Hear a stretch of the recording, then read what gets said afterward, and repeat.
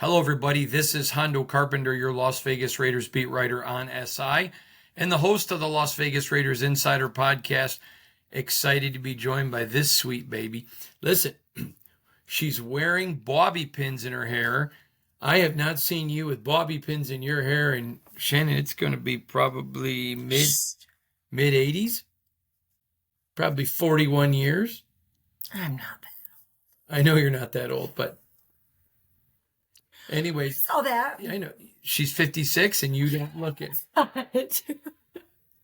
gonna have to start over. No, we're not. She's 52, but I always tease her that she's older than me. And the funny part is when people don't argue. But you got the bobby pins in and you got that the sparkles for the under eye. What is that called, the under eye stuff? Eyeliner? No, the sparkles that you have up here on the top of your cheeks. Blush? Rouge? Rouge. But anyways, I'm liking the bobby pins. It reminds me of the Shannon as a little girl a teenage girl that I was in love with. Looks good. I loved her when she was a little girl and love her when she's a grandma. Man, am I blessed or what? All right, let's get going now. Nobody cares. That's right. We are literally 24 hours from the start of training camp. 24 hours. What is that for? You're as excited about football as anybody. Yeah, but that just means more travel for you. I miss my honey when you're gone. 24 hours away from training. I'm so what? You're so excited. Oh. All right, I have to tell you, everybody was sending me the reel of me talking about the chlorophyll raising up to heaven. And she's behind me mocking me last week. I didn't say anything. No, but you were mocking me. I had people from the Raiders send it to me. It was pretty funny though, Elizabeth. See, you didn't even know what was going on around you because you were so Hang on. talking. I'm not going to give a name, but you'll know who. Our general manager friend, who you love his wife, and you and her are close. She sent it to me, and he sent it to me. That was a great one though. That was funny. He's like, you got to get Shannon. If she's going to be on your show, she's got to quit mocking you. Oh, no, that was great. It was so funny. All right. Let's get going. Hondo, I know that you know Kirk Cousins. I'm a huge Raider fan living in Minneapolis. And I once met him at an autograph signing and we talked about you. He is very fond of him. He is very fond of you as you are of him. My question is, I would have loved to see him in Las Vegas more than Geno Smith. What do you think? Mike in St. Paul, Raider Nation for life. Mike, first of all, I do know Kurt and his mom and dad and his brother Kyle very well. And wonderful people, wonderful family, very good guy. What you see is what you get with him. There's no phony with him. Absolutely not. I made this comment when the Raiders hadn't signed Geno. And a lot of people ask me because they know that I know him, would I want him in Vegas? No, I don't. I don't think that was the answer. I think Kurt has a lot less years ahead of him than behind him. I think the Raiders needed a guy that you could count in to come in for a few years and either develop a guy or be here and as a guy. And I think Geno was the perfect fit. And if you think I'm just saying that, if you think I'm just saying that because Geno's here, I actually said that before Geno was even available. I don't think Kurt would have been a good fit here. I just don't. And I love him, and I want him to prosper. I want the Raiders to prosper. I don't think that's a marriage that would have worked. And by the way, to all of you, thank you for watching us. I should have done this at the beginning. Shannon joins me and reads your emails. So if you have email questions that you want asked, send me an email, Spartan Nation Mail, MAIL, @yahoo.com. Put in the subject line, Raiders Q&A. Give us your name. Fire away. We'd love to listen to your emails. Now remember, you're only allowed one per week per URL address. If you do more than that, we just send you to spam. If you send me multiple, you go to spam. Just do one and roll the dice. All right, let's go. All right. Hi, Hondo. I love listening to your podcast, and I try to listen to it every day when possible. I have a question As the start of preseason nears, what are the key differences between NFL's OTAs, minicamps, and training camps in terms of purpose, structure, and timing? Are any positions or groups, rookies, affected more during any of these phases? I would just like a summary to better understand the difference in purpose between them. Thanks, Hondo, Walter, Tracy in California. Okay, Walter, great question. First of all, the first one, OTAs, used to stand for optional team activity. Now it's called organized, but it's still optional. Players don't have to go to that. They usually do. The smart ones, if there's something coming up, will go to the coaches and veterans, not young ones or guys on the border of making the team. But the veterans will go and say, hey, my mom's having surgery, or, I have a family emergency, and are you okay with me not being there? And the coaches appreciate that, but it is optional. In fact, every time I call it optional team activities, some guy in his mom's basement who wants to be authority, you don't know what you're talking about, it's organized. Well, yeah, that's what it means now, but it used to mean optional, and the players and management still call it optional.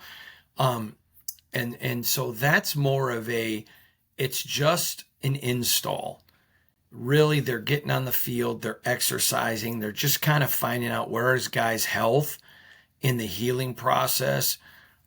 It gives coaches a chance to maybe share some things about where the vision of the team is going.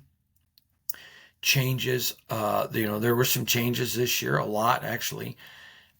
Mandatory minicamp is exactly what it sounds like. It's mandatory. That one, and again, on OTAs, it's optional. It's a lot more laid back, and there's absolutely no hitting. Mandatory minicamp, no hitting, but it's not optional. They watch a ton of film. It's kind of like mandatory minicamp is kind of like training camp, except there's no hitting, but it's very intense. And then training camp is absolutely intense. It is 150 miles an hour, fast. I mean, you're installing hundreds of plays. In fact, I was talking to an NFL quarterback today who's getting ready to head to camp, and was just chatting with him. He's a friend, and I asked him, I said, tell me what's the hardest part of a training camp when you got a new coordinator or whatever, because I was talking about Chip Kelly, and I wasn't talking to Geno.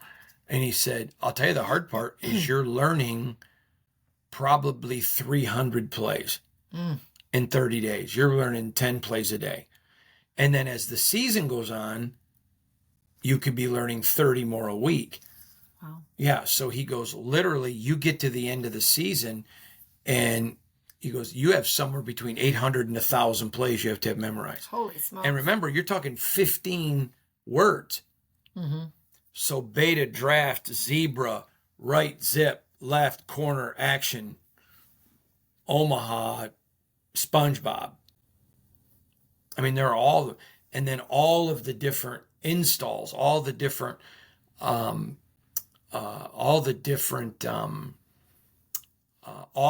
I mean, there is so much. Anybody that thinks the football players are stupid, you're literally ignorant. There is nothing stupid about it. It is a lot of hard work. And so, yeah, there's the three differences. That was a really good question. Mm-hmm. Hondo, thank you for addressing Christian Wilkins in your latest podcast. Could you give an opinion if you think he plays week 1 now? Why Bradley? Why what? Why Bradley? Why Bradley? Is that like W-H-Y? Just the letter Y. The letter Y. Okay. Let me say this to you, and I don't know if you're a man or woman, so I'm just going to call you Y. I'm not going to give an opinion. I have shared with you all along that everybody I've talked to expected him to be ready by the start of the season. Okay? I want you to know after the team put him on the PUP list, physically unable to perform, until they start cutting players, he can come back at any moment and not have to miss time. Once they start cutting players, then he's out for a minimum of the first 4 games. The advantage of putting him on the PUP list, though, is you get to add another player to your roster. So you get to, look at another guy. They don't need Christian Wilkins ready for training camp. He's a star. They need him ready for the season. I'm going to tell you this. I don't give medical opinions, but in talking to everybody I talked to, and I did not talk to everybody in the organization. I talked to 3 people and said, what are your thoughts? And they all were like, man, he's doing everything that's asked. He's working hard. And all of them were optimistic he'll be ready for the start of camp. I mean, for the start of the season, not camp. So there still remains some optimism. The fact that he's still working is very optimistic. Right. And do I hear the same sense of he's going to be ready for the start of the season? I don't.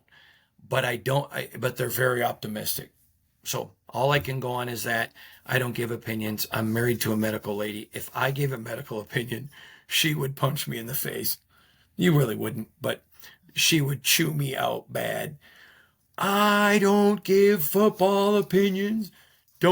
She has a cup that says, don't let Google interfere with my nursing degree and my 38 years of experience as a nurse. I told you she's 56. Jeepers, you keep aging me. I know, but I will tell you this. I just wouldn't do that. It would be reckless and irresponsible. So all I can tell you is what the people in the building think. And I've talked to some doctors, and with this type of injury, their exact words were, I can't really comment because I don't know all the particulars. Sometimes, a broken fibia, a broken tibia, a broken wibia, or conflibia. Are those bones? Okay. But tibia and fibia, but no. Okay. They may be able to say, oh, that's this, this, and this, but there's too many things here we don't know. But I'll just tell you, the people in the building I talked to still remain optimistic he'll be ready for the start of the year. All right. Hondo, do you think the Raiders add any more players before the season? Keith C. I do. I think that they're going to add at least one. But yes, I do think there are going to be people that aren't on the roster right now that I think at least one will be on the 53-man that isn't on the roster right now. Awesome. Hondo, did you watch the new season of Quarterback? Good or bad? I always wait for recommendations of TV since I work so much. C. Morley. Yes, what? You look forward to this show every year. Yeah, I love the show. I didn't like it last year at all. I hated it for reasons I don't need to get into, but I hated last year's. And last year was the first year I heard NFL players hate it. And it was very good, well done. Peyton Manning does a great job with it. It wasn't that they hated it. It was the TV show Hard Knocks is my favorite. I love Hard Knocks. And I like that because although the team influences it, it's pretty realistic. There were a lot of things last year on that show. It was called Cornerback last year. But there were a lot of things on that show that knowing and having a front row and behind the scenes, let's just say there were some things that were represented with Devontae that I probably didn't agree with. And I don't think others did. But it was well done. I thought this year, if you don't know, it's Joe Burrow, Kirk Cousins, and Jared Goff. I thought it was exceptionally well done. And I thought, because I have strong connections to all 3 quarterbacks in their situation, I thought it was done really, again, last year, I don't blame Peyton for that. It was Devontae. But I thought it was extremely well represented. I like the way they do it. They film it in season, so it's very raw, but they're just not allowed to show it until till the season's over. I think that's smart. I think it's so yeah, I highly recommend it. Okay. Hondo, I watched Geno Smith a lot living up here. What do you see that maybe I don't that makes you like him so much? Jimmy N. in Tacoma, Washington. Well, a couple things here. I think this is a great question. Matter of fact, this question kind of excites. You said Jimmy was his name? Jimmy. In Tacoma. All right, Jimmy, nice to meet you. I love Tacoma and the SeaTac area. Let me just say a couple things. I do like Geno. I'm not pretending, he's an elite NFL quarterback. I think he's in that 10 to 15 range. I think he's a very good quarterback. I don't think he's Joe Burrow. I don't think he's Patrick Mahomes, but that's not a slam on him. I think that, first of all, he is a tremendous leader, and you got to have leadership at quarterback. And sometimes the problems with young teams who have young quarterbacks is those guys are still learning the game. Well, you can't learn. I mean, can you imagine being a driver's instructor and you're 15 with a permit? Right. And you can't lead. Shannon and I were laughing about this. We celebrate Dexter's birthday early because his birthday is in the middle of training camp, and I just don't have time during training camp. And we were sitting there with him at the other night at his birthday party, and we bought him these magnetic Legos. And we talked about that's the disadvantage of having 7 brothers and sisters and parents. I'm 54, she's 56. But having, and that's not true, by the way. It's a good thing he's going away next week. Anyways. Or tomorrow. Not going away, just going to be gone a lot. Well, yeah, but to me, that's going away. But I will say this. We talked about how he doesn't get Legos because we've stepped on too many with 7 biological children. Yeah, he is missing out. I mean, these magnetic things are cool, but he's not getting Legos. I'm just putting my foot down. Not the Lincoln Logs are just as bad as no, they're not. Lincoln Logs are not as bad as Legos. But my point to you is there are things after 7 children that I would hope, with us being in our me 54, you 56, that I think we do better as parents. And yeah, I would say 100% better. And so I just think he brings age. He has completely failed, and people gave up on him and trashed him, and he didn't quit. He's resilient. He's very accurate with the football. He loves the game. He plays with emotion. He is a great leader. He's supportive of people. He's a very hard worker. I've said this the day they signed him. The best thing that happened to Aiden O'Connell in 2025 was Geno Smith arriving. And he's going to learn a lot from Geno. And do I think he's an elite NFL quarterback? I don't. Do I think he's a really good one? I do. The Raiders didn't overpay for him, and he's going to come in and do a ton. So that's why. There are some things on film that I think, man, I wish he wouldn't do that. But he's also not Patrick Mahomes or Joe Burrow or Josh Allen. And so I'm golden with that. I think he's very good. I think he's the second best quarterback in the AFC West. And I think he is going to have a really big year. It's going to be fun to watch. Mm-hmm. Hondo, I rented the movie Show Me the Father about the new Raiders RB coach. Wow, was all I could say. Thank you for the recommendation, Joseph Yu.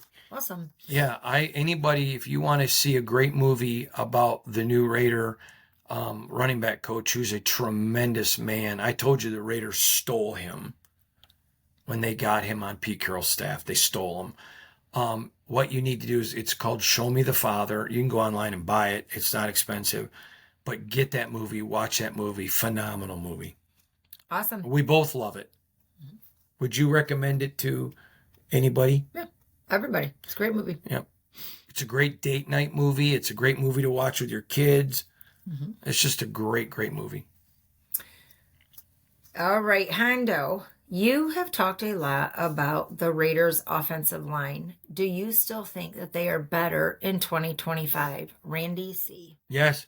Of course. 100. Yeah. 100. 100.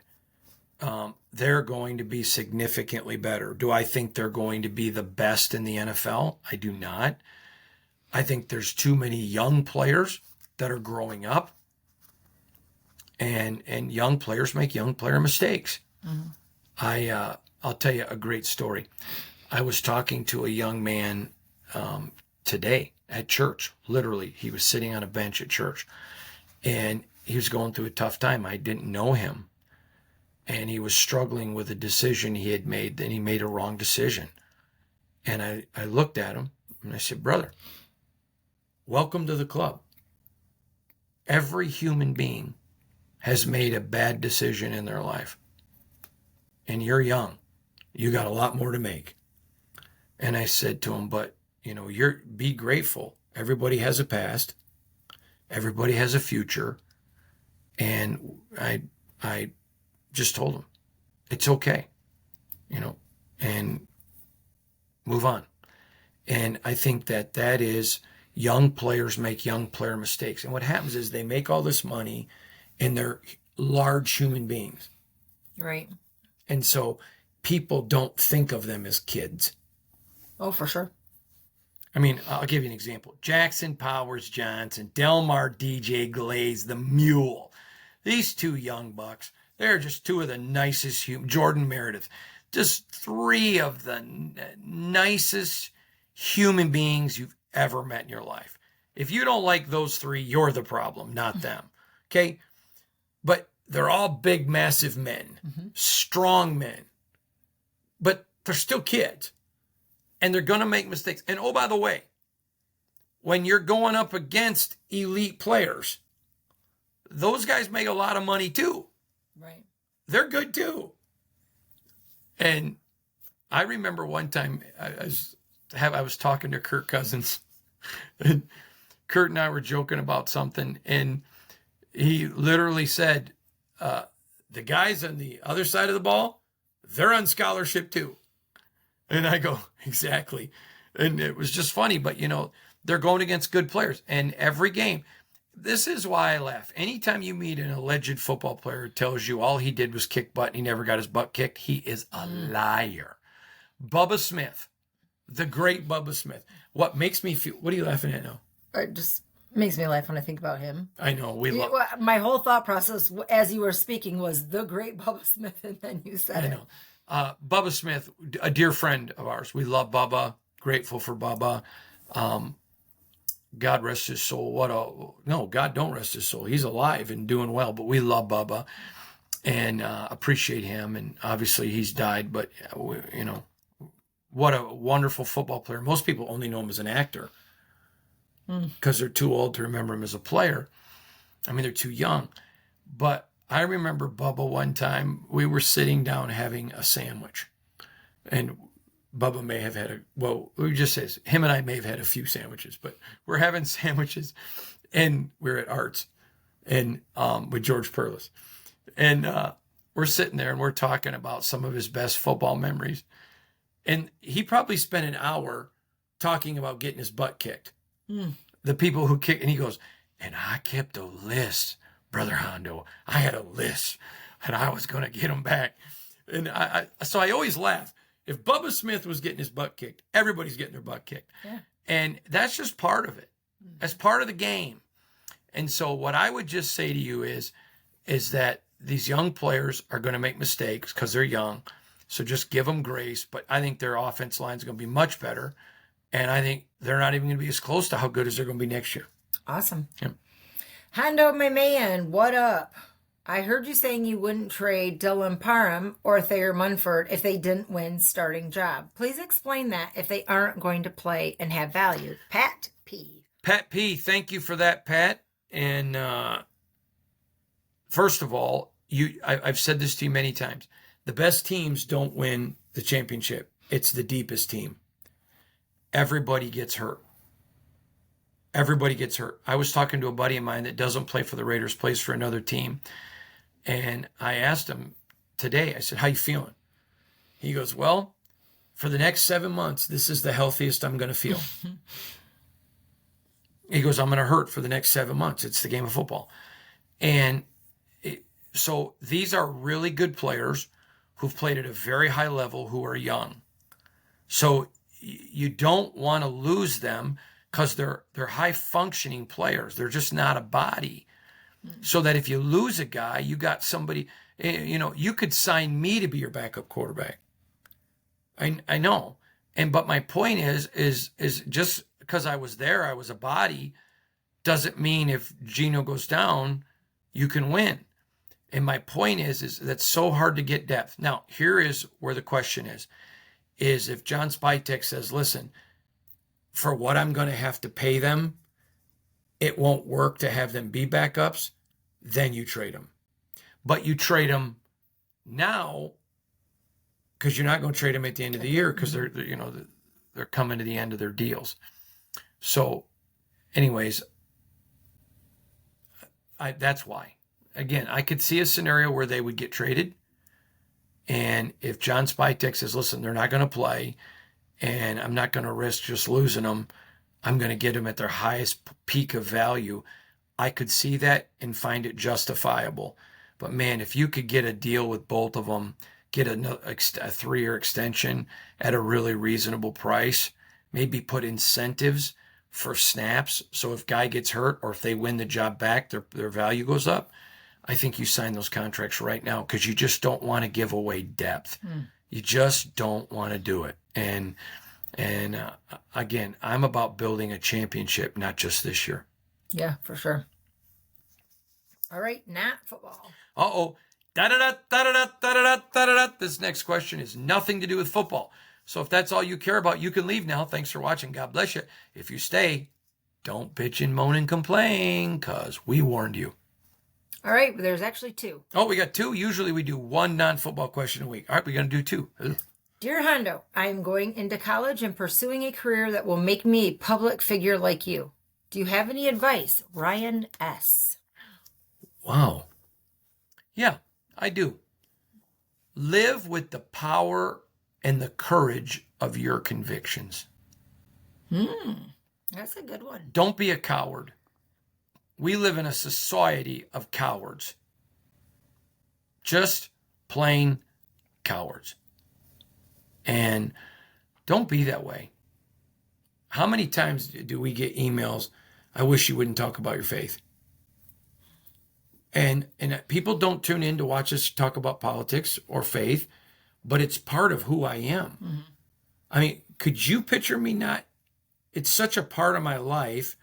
And many of the people we know in football, it's such a huge part of their life. Right. And listen, people don't come on here to listen to me preach. I'm not a preacher, but they don't come in to hear that. And I know that, but it's still the courage of my conviction.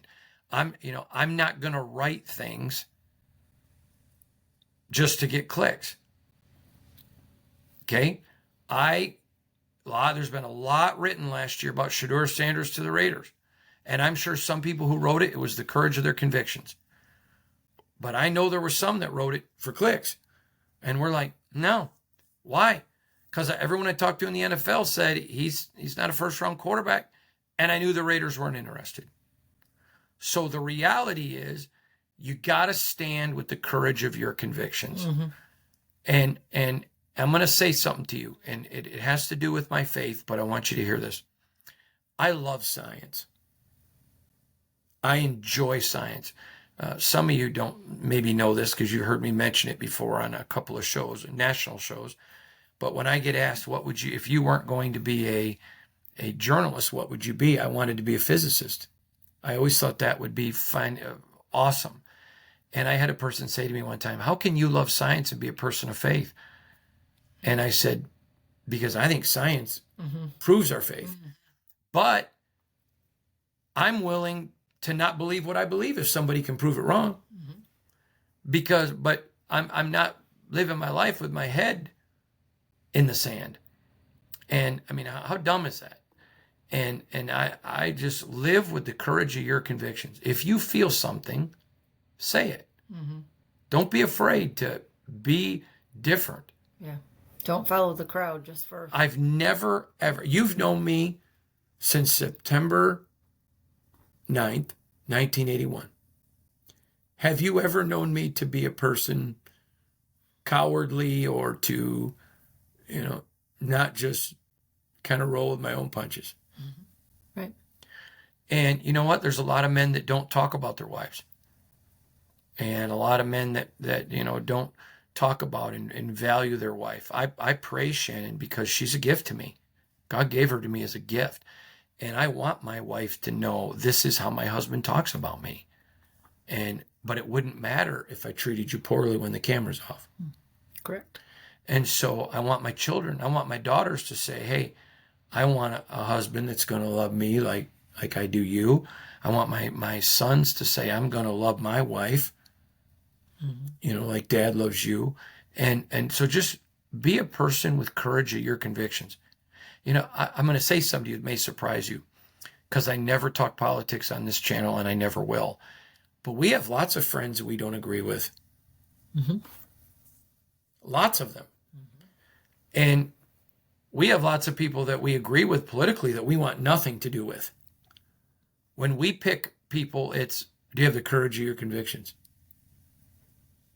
Do you have the courage of your convictions? And be true to that. And so there you go. That's our question of the week. Got another one. Oh, I forgot. Okay.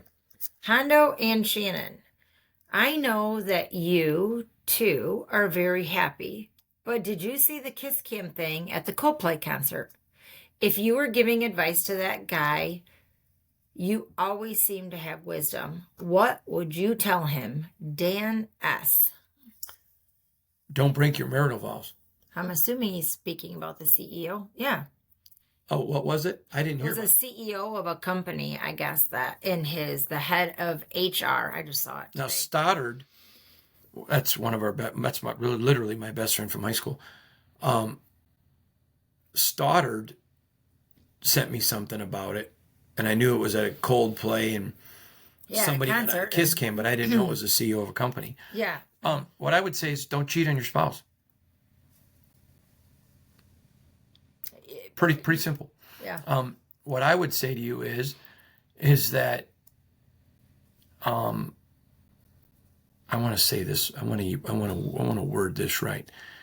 But don't cheat on your spouse. Years ago, my dad taught us kids, don't do business with people who don't honor their marital vows. Because if they'll break a vow to the person that they're supposed to spend the rest of their life with and a vow they made to God, they're not even going to think twice about betraying you. Now, maybe you're a person in your past, you've broken a marital vow and you've asked for forgiveness and you've changed. Great. There's grace and there's do-overs. So this isn't a death sentence. But again, I have had people that have worked for me that I found out were having an affair, and you know exactly what we did. We just fired them. And I won't tolerate it. I know so many coaches that, okay, I'm going to tell you this story. Shannon knows exactly what I'm talking about. We have a very, very successful friend who's a coach, who a coach on his staff left and went to a smaller school, a good coach. And people are like, wow, why did he leave? I mean, that's a step down and he's a good coach. Well, because our friend found out he had been having an affair and walked out and said, you have two choices. You have 48 hours to find another job or I'm firing you. I don't want you on my staff coaching and leading young people and thinking that's unacceptable, because how can we ask them to make a commitment to us, a covenant to their team, to do all that's required, and then have them being led by people that don't? Exactly. I think that's a big deal with us. Mm-hmm. A very big deal. And I feel terrible for those people's spouses. Yes, for sure. And so many people were saying, oh, too bad, wrong place at the wrong time. No, that... It was wrong thing anytime. Exactly. And let me just give you a piece of marital advice. If Shannon comes home, and I know this is hard for you to believe with my sparkling personality, and you're mad at me, it's, okay, go to bed. We'll start over tomorrow. Or, all right, you go to bed, Hondo. We'll start over tomorrow. It's just that commitment. And everybody has bad days. Mm-hmm. I know that's hard for you to believe that Shannon would ever have a bad day with me. but anyways, it's the reality. And just above all else, protect your marriage. Amen. Outside of God, that is the most important thing. We have told our children, we told this to Dexter the other night, you're going to grow up and move away. Mm-hmm. And mom is still my girlfriend. I'm still my wife. And we're going to be together for the rest of our lives. And I would really encourage men and women, protect your marriage. Don't hang around with people who will cover your mistakes. All of my great friends, if I cheated on Shannon, would call her. They love you. Mm-hmm. They love me, so they love her. And I think vice versa with yours. Mm-hmm. And we don't want people in our inner circle who would tolerate that. For sure. I remember I had a very, very, I wouldn't call him a friend, but a very good acquaintance who called me and said, I need some advice. He goes, I have a buddy who's cheating on his wife, and the four of us are all friends. And man, there's been a couple of close calls and where I've had to cover for him. I go, then you're not a friend. Not a friend. So. And don't feel bad for the people who got caught. I feel bad for their spouses. And their children. And the children Their children. It's very, very sad. And again, sad. If you have, don't live in guilt. That's what grace is for. That's what grace is for. Absolutely. But you can just make a decision moving forward. I'm going to be a person of integrity. That's the advice I would give them. Okay, you did what you did. Mm-hmm.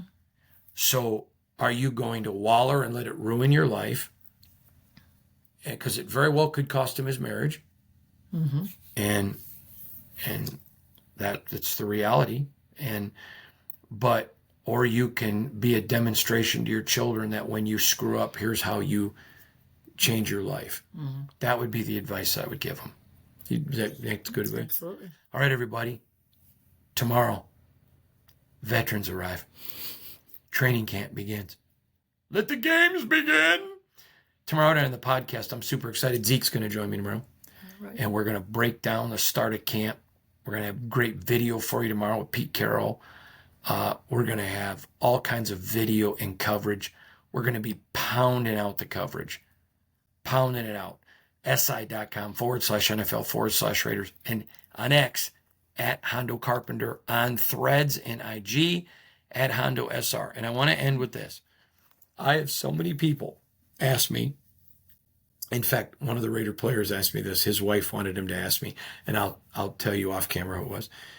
He said, my wife wants to know if Shannon's going to do an IG or a Twitter.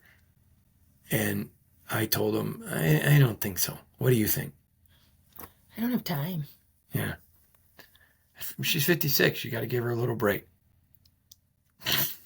I love y'all. God bless you. He's in trouble. If he doesn't show up at the next podcast, you're going to know why. See you tomorrow with Zeke.